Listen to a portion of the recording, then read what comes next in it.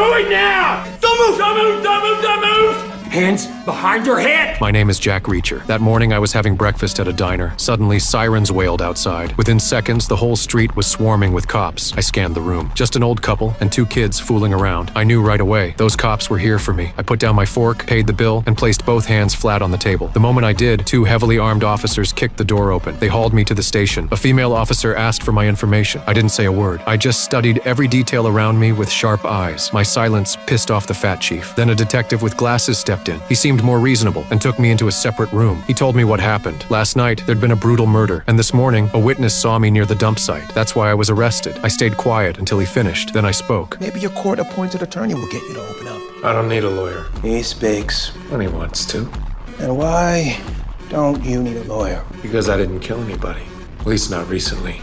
And not in this town. Based on the details he gave, I broke down the whole case, piece by piece. He agreed with my reasoning, but he still doubted me. Without an alibi, he locked me up without hesitation. Soon, things shifted. The cops found a phone number on the victim's shoe. It led them to a man named Paul, a bank executive. At first, Paul acted calm, pretending he knew nothing. But when he spotted a black sedan outside, his face turned pale. Before the cops could finish, he rushed to confess. The detective saw through it instantly, a fake confession. But since Paul was so eager to play scapegoat, they locked him up. With a new suspect, the detective realized I might be innocent. He was ready to release me, but I wasn't playing nice. Not until you let these zip ties come off. We both know I didn't kill anybody, and they're uncomfortable. He told a female officer to grab a knife. I stopped him cold. It's okay.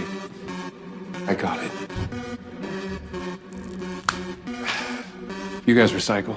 I walked out of the station, but he chased me down. He told me about Paul's confession and asked me to help him analyze further. But my trip was already ruined. I wasn't helping anyone. I turned and left. He wouldn't give up. He said Paul's fake confession didn't clear me. He even admitted to things that never happened. Now it looked like Paul was covering for me. So until the case was solved, I wasn't going anywhere. That lit a fire in me. I spun around and dropped a bomb. When Paul was brought in, I noticed Officer Steven held his gaze for 2 full seconds. That was no accident. They shared a secret. But instead of chasing that lead, they kept coming after me. My voice was burning with anger. The detective stayed smug, dismissing my logic. I gave a cold laugh and tore him down with raw deduction. How'd you come up with that? My friend back there, Baker, he called you a beantown bitch, and from all appearances, you're well educated, but you took a job in the middle of nowhere with people that look nothing like you. You're also about 40, which means you did your 20 at Boston PD to get your pension so you can afford a proper Southern suit, but you still look like Black Sherlock Holmes.